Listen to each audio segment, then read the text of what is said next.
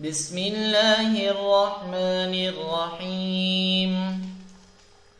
اللهم صل على سيدنا ومولانا محمد صاحب التاج والمعراج والبراق والعلم، دافع البلاء والوباء والقحط والمرض والألم، اسمه مكتوب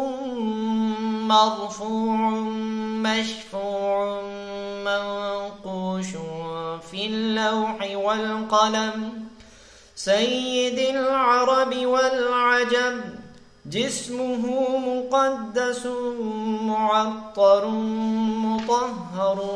منور في البيت والحرم، شمس الضحى بدر الدجى صدر العلا نور الهدى كهف الورى مصباح الظلم، جميل الشيم شفيع الأمم صاحب الجود والكرم، والله عاصمه وجبريل خادمه والبراق مركبه والمعراج سفره وسدرة المنتهى مقامه، وقاب قوسين مطلوبه والمطلوب والمقصود موجوده، سيد المرسلين خاتم النبيين شفيع المذنبين،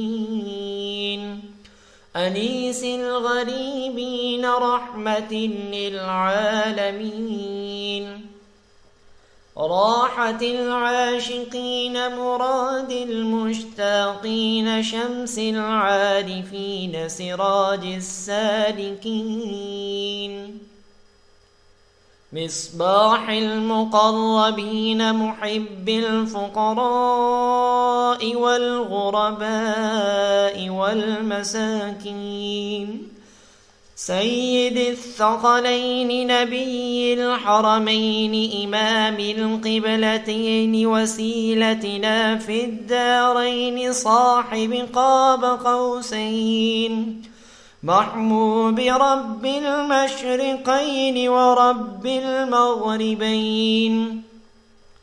جد الحسن والحسين مولانا ومولى الثقلين أبي القاسم محمد بن عبد الله،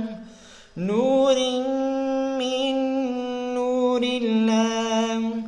يا أيها المشتاقون بنور جماله صلوا عليه وآله وأصحابه وسلموا تسليما.